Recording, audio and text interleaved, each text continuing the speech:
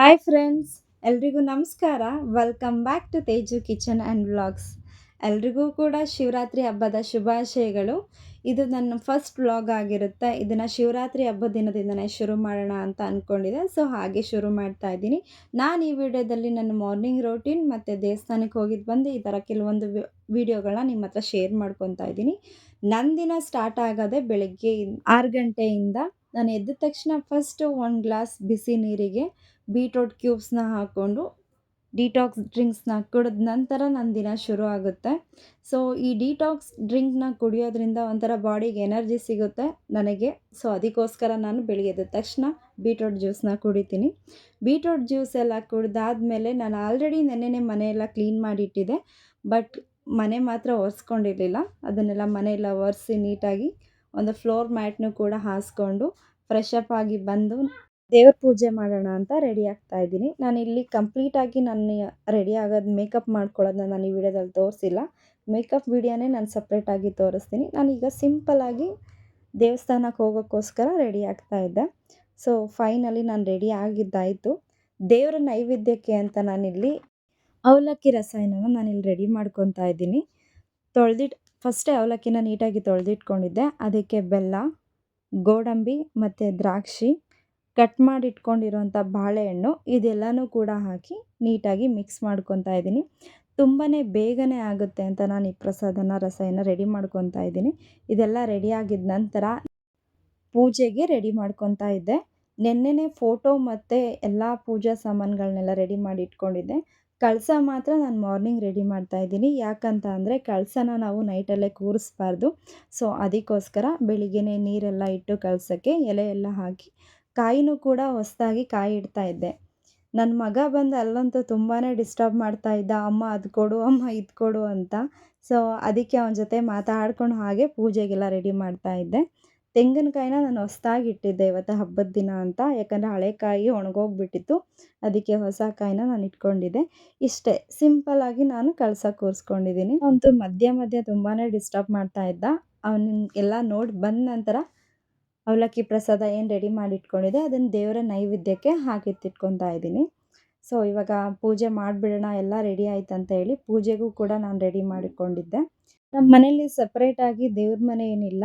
ಈ ಥರ ಒಂದು ಕಬೋರ್ಡಲ್ಲಿ ಸಿಂಪಲ್ಲಾಗಿ ಕೆಲವು ಫೋಟೋಗಳನ್ನಿಟ್ಟು ನಾನು ಪೂಜೆ ಮಾಡ್ತೀನಿ. ಇದಿಷ್ಟು ಸಿಂಪಲ್ಲಾಗಿ ನಾನು ಇಟ್ಟಿರೋಂಥ ದೇವ್ರ ಫೋಟೋಗಳು. ಸ್ಪೇಸ್ ಚಿಕ್ಕದಿರೋದ್ರಿಂದ ಹೆಚ್ಚು ಫೋಟೋಗಳನ್ನೂ ಕೂಡ ನಾನು ಇಟ್ಕೊಂಡಿಲ್ಲ. ಈಗ ಫೈನಲಿ ಮನೆಯಲ್ಲಿ ಪೂಜೆ ಎಲ್ಲ ಮುಗಿದ ನಂತರ ಹೊಸ್ಲು ಪೂಜೆನೂ ಕೂಡ ನಾನು ಸಿಂಪಲ್ಲಾಗಿ ಮುಗಿಸ್ಕೊಂಡೆ. ಅದನ್ನು ವೀಡಿಯೋದಲ್ಲಿ ತೋರ್ಸೋಕ್ಕಾಗಿಲ್ಲ ಹೊಸ್ಲೆಲ್ಲ ಹೆಂಗೆ ರೆಡಿ ಮಾಡಿದ್ದೆ ಅಂತ. ಇದೆಲ್ಲ ಆದಮೇಲೆ ಮನೆಯಲ್ಲೆಲ್ಲ ಪೂಜೆ ಎಲ್ಲ ಮುಗೀತು. ಫೈನಲಿ ನನ್ನ ಮಗನಿಗೂ ಕೂಡ ಮಂಗಳಾರತಿ ಕೊಡೋಣ ಅಂತ ನಾನು ಒಳಗಡೆ ಬಂದೆ. ಅವನಿನ್ನೂ ಸ್ನಾನನೇ ಮಾಡಿರಲಿಲ್ಲ. ಆದ್ರೂ ಅಮ್ಮ ಮಂಗಳಾರತಿ ಕೊಡು ಅಂತ ಹೇಳ್ದೆ. ಅವನಿಗೂ ಕೂಡ ಮಂಗಳಾರತಿ ಎಲ್ಲ ಕೊಟ್ಟಾದಮೇಲೆ ಫೈನಲಿ ಪೂಜೆ ಕಂಪ್ಲೀಟ್ ಆಯಿತು. ಸೊ ಹೀಗಿತ್ತು ನಮ್ಮ ಮನೆಯಲ್ಲಿ ಪೂಜೆ. ನೆಕ್ಸ್ಟು ನಾನು ದೇವಸ್ಥಾನಕ್ಕೆ ಹೋಗೋಕ್ಕೆ ಮುಂಚೆ ತಿಂಡಿನೂ ಕೂಡ ಮಾಡಿಟ್ಬಿಡೋಣ ಅಂತ ನಾನಿಲ್ಲಿ ಅಡುಗೆ ಮಾಡೋದಕ್ಕೆ ಬಂದೆ. ಇವತ್ತೇನು ಮಾಡೋದು ಅಂತ ಅಂದರೆ ಅವಲಕ್ಕಿ ಉಪ್ಪಿಟ್ಟು ಮಾಡೋಣ ಅಂತ ನಾನೆಲ್ಲ ತರಕಾರಿಗಳನ್ನೂ ಕೂಡ ಹಚ್ಚಿಟ್ಕೊಂಡು ರೆಡಿ ಮಾಡಿಟ್ಕೊಂಡಿದ್ದೆ. ದೇವಸ್ಥಾನಕ್ಕೆ ಹೋಗ್ಬೇಕಂತ ಸಿಂಪಲ್ ಆಗಿರೋ ಒಂದು ರೆಸಿಪಿ ಮಾಡೋಣ ಅಂತ ನಾನು ಇವತ್ತು ಈ ರೆಸಿಪಿ ಮಾಡ್ತಾಯಿದ್ದೀನಿ. ಫಸ್ಟ್ ಒಂದು ಕಡಾಯಿನ ಬಿಸಿ ಆಗೋಕ್ಕೆ ಇಟ್ಟಿದ್ದೆ. ಇದಕ್ಕೆ ಆಯಿಲ್ ಬಿಸಿ ಆಗಿದ ನಂತರ ಕಡಲೆ ಬೀಜ ಮತ್ತು ಕಡಲೆಬೇಳೆ ಹಾಕಿ ಫ್ರೈ ಮಾಡ್ಕೊತಾ ಇದ್ದೀನಿ. ನೆಕ್ಸ್ಟ್ ಇದಕ್ಕೆ ಉದ್ದಿನಬೇಳೆನೂ ಕೂಡ ಹಾಕಿ ಸ್ವಲ್ಪ ಫ್ರೈ ಮಾಡಿ ಎತ್ತಿಟ್ಕೋಬೇಕು. ಈಗ ನೋಡಿ ಇಷ್ಟು ಕಲರ್ ಚೇಂಜ್ ಆಗೋ ತನಕ ಫ್ರೈ ಮಾಡಿಕೊಂಡ್ರೆ ಸಾಕು. ಇದೆಲ್ಲ ಫ್ರೈ ಆದಮೇಲೆ ಇದನ್ನು ಸಪ್ರೇಟಾಗಿ ಒಂದು ಬೌಲಲ್ಲಿ ಎಲ್ಲನೂ ತೆಗೆದಿಟ್ಕೊತಾ ಇದ್ದೀನಿ. ಯಾಕಂದರೆ ಇದೆಲ್ಲ ಒಗ್ಗರಣೆ ಹಾಕ್ತಾ ಇದು ಮೆತ್ತೆ ಆಗುತ್ತೆ ಅಂತ. ಸೊ ಅದೇ ಕಡಾಯಿಗೆ ಸಾಸಿವೆ ಮತ್ತು ಜೀರಿಗೆ, ಒಗ್ಗರಣೆಗೆ ಕರಿಬೇವಿನ ಸೊಪ್ಪು, 1 ಕಡ್ಡಿ ಆಗೋಷ್ಟು ಕರಿಬೇವಿನ ಸೊಪ್ಪನ್ನ ತೊಗೊಂಡಿದ್ದೀನಿ. ಒಂದು 4ರಿಂದ 5 ಹಸಿಮೆಣಸಿಕಾಯಿನ ಉದ್ದುದ್ದಾಗಿ ಕಟ್ ಮಾಡಿ ಹಾಕ್ಕೊಂಡು ಆಯಿಲಲ್ಲಿ ಫ್ರೈ ಮಾಡ್ಕೊತಾ ಇದ್ದೀನಿ.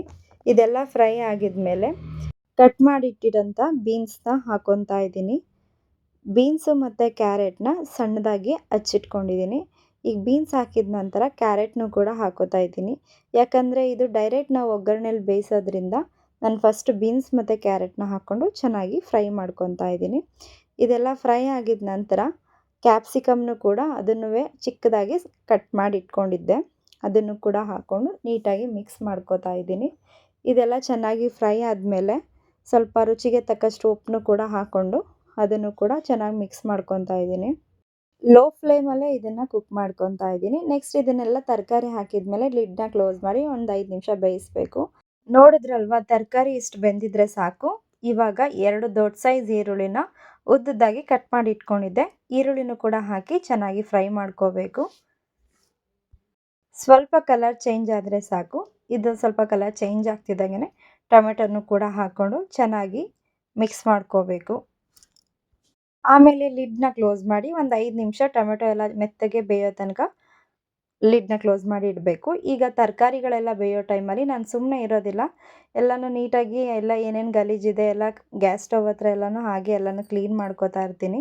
ಸ್ವಲ್ಪ ಗಲೀಜಿದ್ರೂ ಅದು ಜಾಸ್ತಿನೇ ಆಗುತ್ತೆ. ನನಗೆ ಆ ರೀತಿ ಇದ್ದರೆ ಇಷ್ಟ ಆಗಲ್ಲ. ಅಡುಗೆ ಮಾಡೋವಾಗ ಅಡುಗೆ ಮನೆಯೆಲ್ಲ ಕ್ಲೀನಾಗಿರಬೇಕು. ಸ್ವಲ್ಪ ಪಾತ್ರೆಗಳು ಕೂಡ ಇದ್ವು, ಅದನ್ನು ಕೂಡ ನೀಟಾಗಿ ಎಲ್ಲನೂ ತೊಳೆದಿಟ್ಕೊತಾ ಇದ್ದೀನಿ. ಪಾತ್ರೆ ಎಲ್ಲ ತೊಳೆದಾದ್ಮೇಲೆ ಹಾಗೆ ಸಿಂಕನ್ನು ಕೂಡ ನೀಟಾಗಿ ಎಲ್ಲನೂ ಕ್ಲೀನ್ ಮಾಡ್ಕೊತಾ ಇದ್ದೀನಿ. ಅಷ್ಟರಲ್ಲಿ ತರಕಾರಿ ಎಲ್ಲ ಕುಕ್ ಆಗಿರುತ್ತೆ. ಸೊ ಇವಾಗ ನೀವು ನೋಡ್ತಾ ಇರ್ಬೋದು, ತರಕಾರಿ ಎಲ್ಲ ನೀಟಾಗಿ ಬೆಂದಿದೆ. ನಾನು ಅವಲಕ್ಕಿನ ತರಕಾರಿ ಎಲ್ಲ ಕಟ್ ಮಾಡೋವಾಗ್ಲೇ ಅವಲಕ್ಕಿನ ನೆನೆಸಿಟ್ಕೊಂಡಿದ್ದೆ. ಅಂದರೆ ನೀಟಾಗಿ 3ರಿಂದ 4 ಸಾರಿ ತೊಳೆದು ಅವಲಕ್ಕಿನ ಅದನ್ನು ಹಾಗೆ ನೀರಲ್ಲಿ ಸ್ವಲ್ಪ ಎಲ್ಲ ಸೋಸ್ಕೊಂಡು ಹಾಗೆ ಇಟ್ಟಿದ್ದೆ. ಅವಲಕ್ಕಿ ಎಲ್ಲ ಹಾಕಿದ ನಂತರ ನೀಟಾಗಿ ಮಿಕ್ಸ್ ಮಾಡಿದ್ರೆ ಅವಲಕ್ಕಿ ಉಪ್ಪಿಟ್ಟು ರೆಡಿ ಆಗುತ್ತೆ. ಸೊ ಇದೆಲ್ಲ ನೀಟಾಗಿ ಮಿಕ್ಸ್ ಮಾಡಿಕೊಂಡು ಉಪ್ಪು ಕೂಡ ಕಮ್ಮಿ ಇದ್ದರೆ ಸ್ವಲ್ಪ ಸೇರಿಸ್ಕೊಳ್ಳಿ. ಇದೆಲ್ಲ ಈಗ ಫೈನಲಿ ರೆಡಿ ಆಯಿತು. ಅಷ್ಟರಲ್ಲಿ ದೇವಸ್ಥಾನಕ್ಕೂ ಹೋಗಿದ್ದು ಬರೋಣ ಅಂತ ನಾನು, ನನ್ನ ಹಸ್ಬೆಂಡ್ ಮತ್ತು ನನ್ನ ಮಗ ಹೊರಟ್ವಿ ಕಾರಲ್ಲೇ. ಹಸ್ಬೆಂಡ್ನ ರೇಗಿಸ್ಕೊಂಡು ಹಾಗೆ ಮನೆಯಿಂದ ಹೊರಟ್ವಿ. ನಮ್ಮ ಏರಿಯಾದಲ್ಲಿರೋ ದೇವಸ್ಥಾನಕ್ಕೆ ಹೋಗೋಣ ಅಂತ ನೋಡಿದ್ವಿ. ಅಲ್ಲಿ ನೋಡಿದ್ರೆ ತುಂಬಾ ರಶ್ಶು ಮತ್ತು ಕ್ಲೌಡ್ ಇತ್ತು. ಸೊ ಅದಕ್ಕೆ ನಮ್ಮ ಪಕ್ಕದ ಏರಿಯಾದಲ್ಲಿರೋ ದೇವಸ್ಥಾನಕ್ಕೆ ಹೋಗೋಣ ಅಂತ ನಾವು ತುಂಬ ಟ್ರಾಫಿಕ್ ಇರುತ್ತೆ ಅಂತ ಅಂದ್ಕೊಂಡ್ವಿ. ಬಟ್ ಏನಂತ ಅಂದರೆ ಅಷ್ಟು ಟ್ರಾಫಿಕ್ ಕೂಡ ಇದ್ದಿರಲಿಲ್ಲ. ಆನ್ ದ ವೇ ನನ್ನ ಹಸ್ಬೆಂಡ್ ಬ್ರದರು ಕೂಡ ಅದೇ ರೂಟಲ್ಲಿ ಇರೋದ್ರಿಂದ ಅವರನ್ನು ಕೂಡ ನಾವು ಪಿಕಪ್ ಮಾಡ್ಕೊಂಡು ನಮ್ಮ ಜೊತೆ ದೇವಸ್ಥಾನಕ್ಕೆ ಕರ್ಕೊಂಡು ಹೋಗ್ತಾ ಇದ್ದೀವಿ. ಇವರೇ ನೋಡಿ ನನ್ನ ಮೈದ್ನ ಶೇಖರ ಅಂತ. ಇವರು ಕೂಡ ನಮ್ಮ ಜೊತೆ ದೇವಸ್ಥಾನಕ್ಕೆ ಬರ್ತಾ ಇದ್ದಾರೆ. ಫೈನಲಿ ನಾವು ದೇವಸ್ಥಾನಕ್ಕೆ ರೀಚ್ ಆದ್ವಿ. ಅಲ್ಲೋಗಿ ನೋಡಿದ್ರೆ ತುಂಬಾ ಖುಷಿ ಆಯಿತು. ಯಾಕಂದರೆ ಫಸ್ಟ್ ಆಫ್ ಆಲ್ ಕ್ಲೌಡು ಕೂಡ ತುಂಬಾ ಕಮ್ಮಿ ಇತ್ತು. ಒಂದೇ ಕಡೆ ದೇವಸ್ಥಾನದಲ್ಲಿ ಎಲ್ಲ ದೇವರುಗಳು ಅಂದರೆ ಗಣೇಶ, ಶಿವ ಮತ್ತು ಅನ್ನಪೂರ್ಣೇಶ್ವರಿ ಎಲ್ಲ ದೇವರನ್ನು ಕೂಡ ನೋಡಿ ತುಂಬಾ ಖುಷಿ ಆಯಿತು. ಪೂಜೆ ಕೂಡ ಮುಗಿಸ್ಕೊಂಡು ಮಂಗಳಾರತಿಗೋಸ್ಕರ ಕಾಯ್ತಾ ನಿಂತಿದ್ವಿ. ದೇವ್ರ ದರ್ಶನ ಮಾಡಿ ಮನಸ್ಸಿಗೆ ತುಂಬಾ ತೃಪ್ತಿ ಆಯಿತು. ಯಾಕಂದರೆ ಶಿವರಾತ್ರಿ ದಿನ ಇಷ್ಟು ಕ್ಲೌಡ್ ಇದ್ದಿದ್ದು ನೋಡಿ ದೇವ್ರನ್ನ ದರ್ಶನ ಆಗುತ್ತೋ ಇಲ್ವೋ ಅಂತ ಅಂದ್ಕೊಂಡಿದ್ದೆ. ಬಟ್ ಫೈನಲಿ ದೇವ್ರ ದರ್ಶನ ಕೂಡ ಆಯಿತು. ದೇವ್ರ ದರ್ಶನ ಮುಗಿಸೋ ಅಷ್ಟರಲ್ಲಿ ಜನ ಕೂಡ ಕಮ್ಮಿ ಆದರು. ದೇವ್ರ ಅಲಂಕಾರನ ತುಂಬ ಹತ್ತಿರದಿಂದ ನೋಡೋಕ್ಕೆ ಸಾಧ್ಯ ಆಯಿತು. ಎಷ್ಟು ಚೆನ್ನಾಗಿ ಮಾಡಿದರು ಅಂದರೆ ತುಂಬಾ ಸುಂದರವಾಗಿ ಮಾಡಿದರು ಅಲಂಕಾರನ. ಇದೆಲ್ಲ ಮುಗಿಸಿದ ನಂತರ ನಾವು ಕೂಡ ಲೈನಲ್ಲಿ ನಿಂತ್ಕೊಂಡು ಪ್ರಸಾದ ಇಸ್ಕೊಂಡು ಬಂದು ನಾನು, ನನ್ನ ಹಸ್ಬೆಂಡ್ ಮತ್ತು ನನ್ನ ಮಗ ಪ್ರಸಾದ ತಿಂತಾಯಿದ್ವಿ. ಹೊರಗಡೆ ಕೋಲೆ ಬಸವ ನಿಂತಿತ್ತು. ಅದತ್ರ ಹೋಗಿ ನಾವು ಕೂಡ ನಮಸ್ಕಾರ ಮಾಡಿಕೊಂಡು ಅಲ್ಲಿಂದ ಮನೆಗೆ ಹೊರಟ್ವಿ. ನನ್ನ ಹಸ್ಬೆಂಡ್ ನನ್ನನ್ನು ಮತ್ತು ನನ್ನ ಮಗನ ಮನೆಗೆ ಡ್ರಾಪ್ ಮಾಡಿ ಅವರು ಡ್ಯೂಟಿಗೆ ಅಂತ ಹೊರಟರು. ನಾನು ನನ್ನ ಮಗ ಇಬ್ಬರು ಕೂಡ ತಿಂಡಿ ತಿಂತ ಕೂತಿದ್ವಿ. ನನ್ನ ಹಸ್ಬೆಂಡ್ ಬೇಗ ಏನೋ ಕೆಲಸ ಬಂತಂತ ನಮ್ಮನ್ನು ಬಿಟ್ಟು ಹೋದರು. ಬಟ್ ಅವ್ರು ತಿಂಡಿನೇ ತಿನ್ನೋಕ್ಕಾಗಿಲ್ಲ. ಅದಕ್ಕೆ ನಾವಿಬ್ಬರೇ ತಿಂತಾಯಿದ್ವಿ. ಇವತ್ತು 2 ಗುಡ್ ನ್ಯೂಸ್ ಏನಪ್ಪ ಅಂತ ಅಂದರೆ, ನನಗೆ ಇಂಡಿಯಾ ಮತ್ತು ಪಾಕಿಸ್ತಾನ್ ಮ್ಯಾಚಲ್ಲಿ ನಮ್ಮ ಇಂಡಿಯಾ ವಿನ್ ಆಗಿದ್ದು, ಮತ್ತು ನನ್ನ ಹಸ್ಬೆಂಡ್ ವ್ಯಾಲೆಂಟೈನ್ಸ್ ಡೇ ಗಿಫ್ಟ್ ಅಂತ ಇವತ್ತು ನನಗೆ ಮೊಬೈಲ್ ಫೋನ್ನ ಗಿಫ್ಟ್ ಮಾಡಿದ್ರು. ನಾನು ಯೂಟ್ಯೂಬ್ ಚಾನಲ್ನ ಸ್ಟಾರ್ಟ್ ಮಾಡಿರೋದಕ್ಕೆ ನನ್ನ ಹಸ್ಬೆಂಡ್ ಕಡೆಯಿಂದ ಇಷ್ಟು ಬ್ಯೂಟಿಫುಲ್ ಆಗಿರೋ ಗಿಫ್ಟ್ ನನಗೆ ಅಂತ ತಂದುಕೊಟ್ರು. ನನಗಂತೂ ತುಂಬಾ ಇಷ್ಟ ಆಯಿತು. ಆದರೆ ತುಂಬಾ ಕಾಸ್ಟ್ಲಿ ಆಗಿತ್ತು ಫೋನ್ ಅಂತ ಹೇಳ್ತಾ ಇದ್ದೆ ನನ್ನ ಹಸ್ಬೆಂಡ್ಗೆ. ಇಷ್ಟೊಂದು ಕಾಸ್ಟ್ಲಿ ಗಿಫ್ಟ್ ಅವಶ್ಯಕತೆ ಇರಲಿಲ್ಲ ಅಂತ. ಎಲೆಕ್ಟ್ರಾನಿಕ್ ವಸ್ತುಗಳಿಗೆ ಹೆಚ್ಚಿಗೆ ದುಡ್ಡು ಖರ್ಚು ಮಾಡೋದಂದರೆ ನನಗೆಲ್ಲ ಇಷ್ಟ ಆಗಲ್ಲ. ಬಟ್ ಏನು ಮಾಡೋದು, ಯೂಟ್ಯೂಬ್ಗೋಸ್ಕರ ಒಂದು ಒಳ್ಳೆ ಫೋನ್ ಬೇಕೇ ಬೇಕಿತ್ತು. ಸೊ ಅದಕ್ಕೋಸ್ಕರ ನನಗಿದನ್ನು ಗಿಫ್ಟಾಗಿ ತಂದುಕೊಟ್ರು. ಐ ಹೋಪ್ ಈ ವಿಡಿಯೋ ಎಲ್ರಿಗೂ ಕೂಡ ಇಷ್ಟ ಆಗಿದೆ ಅಂತ ತಿಳ್ಕೊತಾ ಇದ್ದೀನಿ. ಇಷ್ಟ ಆಗಿದರೆ ಲೈಕ್ ಕೊಡೋ ಮುಖಾಂತರ ನಿಮ್ಮ ಪ್ರೀತಿನ ತಿಳಿಸಿ. ಮತ್ತು ನೀವಿನ್ನೂ ಹೊಸದಾಗಿ ನನ್ನ ಚಾನಲ್ನ ನೋಡ್ತಾ ಇದ್ದರೆ ದಯವಿಟ್ಟು ಸಬ್ಸ್ಕ್ರೈಬ್ ಮಾಡಿಕೊಂಡು ನೋಡಿ. ಹಾಗೆ ಹೊಸದಾಗಿ ನನ್ನ ಚಾನಲ್ನ ನೋಡ್ತಾ ಇದ್ದರೆ ದಯವಿಟ್ಟು ಸಬ್ಸ್ಕ್ರೈಬ್ ಮಾಡ್ಕೊಳ್ಳಿ. ಹಾಗೂ ಬೆಲ್ ಐಕನ್ನ ಕ್ಲಿಕ್ ಮಾಡಿ. ನಾವು ಮಾಡೋವಂಥ ವೀಡಿಯೋಗಳು ನಿಮಗೆ ಫಸ್ಟ್ ಬರುತ್ತೆ.